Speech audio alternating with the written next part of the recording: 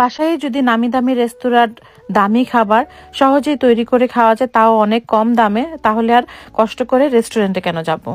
রেসিপিটি তৈরি করার জন্য আমি মুরগির এরকম উইংস নিয়েছি, ফ্ল্যাট উইংস যেটাকে বলে। সেই ফ্ল্যাট উইংসটা পরিষ্কার করে ধুয়ে পানি ঝরিয়ে নিয়েছি। আর এতে দিয়ে দিয়েছি 1 টেবিল স্পুন রসুন পেস্ট, 1 টেবিল স্পুন আদা paste, 1 tablespoon fresh lemon juice এবং কিছু গোলমরিচের গুঁড়া ফ্রেশলি গ্রাউন্ড করে দিয়ে দিলাম।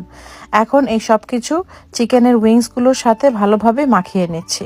আর এই উইংসগুলোকে এভাবে মশলা মাখিয়ে আমরা ম্যারিনেট করে নেব আধা ঘন্টা থেকে 1 ঘন্টার জন্য। এর মধ্যে আমি একটা সস তৈরি করে নিচ্ছি। আর এই জন্য এখানে আমি হাফ কাপ কেচাপ নিয়েছি, টমেটো কেচাপ দিয়ে দিয়েছি, 1/4 কাপ ডার্ক সয়া সস, আরো দিয়ে দিচ্ছি 1 টেবিল স্পুন সাদা ভিনেগার বা সিরকা, আর 1 টিস্পুনের মতো আবারও দিয়ে দিচ্ছি গোলমরিচের গুঁড়া, এভাবে ফ্রেশলি গ্রাউন্ড করে দিয়ে দিচ্ছি। আর সাথে দিয়ে দিচ্ছি সবচেয়ে গুরুত্বপূর্ণ উপাদান, সেটা হলো হানি বা মধু। এখানে আমি প্রায় 1/4 কাপের মতো মধু নিয়েছি। এখন এই সবগুলো উপকরণকে একসাথে মিশিয়ে একটা সস তৈরি করে এক সাইডে সরিয়ে রাখবো। ইন দ্য মিন টাইম আমাদের চিকেনটা কিন্তু ম্যারিনেট করা হয়ে গিয়েছে। এখন এই ম্যারিনেটেড চিকেনের মধ্যে দিয়ে দিয়েছি half cup cornflour, half cup ময়দা, অল পারপাস যে ময়দাটা থাকে সেটা, 1 টেবিল স্পুন দিয়ে দিয়েছি মরিচের গুঁড়া, একটা ডিম ভেঙে দিয়ে দিচ্ছি। এখন এই সব কিছুকে ভালোভাবে চিকেনের সাথে রগড়ে রগড়ে মাখিয়ে নিতে হবে। আপনাদের কাছে যদি এই মিক্সচারটা একটু ড্রাই মনে হয়, তাহলে আপনারা চাইলে এখানে 1 টেবিল স্পুনের মতো পানি ব্যবহার করতে পারেন। আমার আর কোনো পানি ব্যবহার করা লাগেনি। আমার মিক্সচারটা এমনিতেই কিন্তু এভাবে চিকেনের গায়ে গায়ে লেগে গিয়েছে।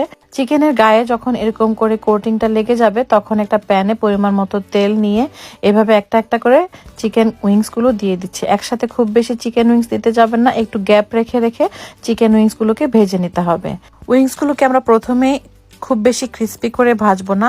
এক পাশটা যখন 2-3 মিনিটের মতো করে হয়ে যাবে, মানে ভাজা হয়ে যাবে, তখন এইভাবে পাশটা উল্টে দিয়ে অন্য পাশটাও এভাবে 2-3 মিনিটের মতো করে ভেজে নেব। এই 2-3 মিনিটে ভাজার ফলে চিকেনের যে কোটিংটা আছে, মানে ময়দা এবং কর্নফ্লাওয়ারের যে কোটিংটা আছে, সেটা চিকেনের গায়ে লেগে যাবে। এরপর আমরা এই চিকেনগুলোকে তুলে নেব।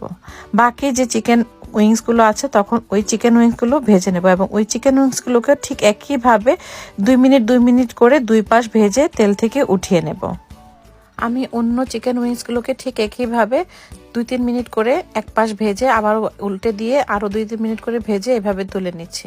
এরপর ওই যে প্রথম ব্যাচে যে আমরা চিকেনগুলো ভেজে তুলে ফেলেছিলাম, সেই চিকেনগুলোকে আবারও এভাবে তেলে দিয়ে এই পর্যায়ে আমরা এই চিকেনগুলোকে একদম ক্রিস্পি করে তুলে নেব। একদমই ভালোভাবে ক্রিস্পি করব। দুই পাশটা যখন সুন্দর করে ক্রিস্পি হয়ে যাবে, মানে মচমচে হয়ে যাবে, তখন এই চিকেনগুলোকে তেল থেকে উঠিয়ে নিচ্ছি। এইভাবে একইভাবে সবগুলো চিকেন আমরা এভাবে ডাবল করে ফ্রাই করে নেব। আর এভাবে যদি 2 বারে চিকেনটাকে ফ্রাই করেন, তাহলে কিন্তু চিকেনটা সসে দেওয়ার পরেও খুব বেশি ক্রিস্পি থাকবে। তো এই জন্য আপনারা চেষ্টা করবেন ডাবল ফ্রাই করে এই চিকেনগুলোকে ভেজে তুলতে।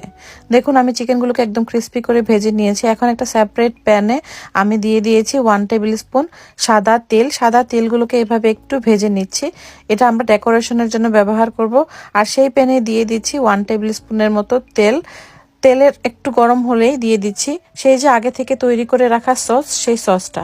তেলটাকে খুব বেশি গরম করে সসটা দিতে যাবে না, তেলটা সামান্য একটু গরম হলেই সসটা ঢেলে দিয়ে দিবেন, তা না হলে কিন্তু সসটা পুড়ে যেতে পারে তেল বেশি গরম হলে। তাই তেলটা কম গরম থাকতেই সসটা দিয়ে এভাবে কন্টিনিউ নাড়তে থাকবেন।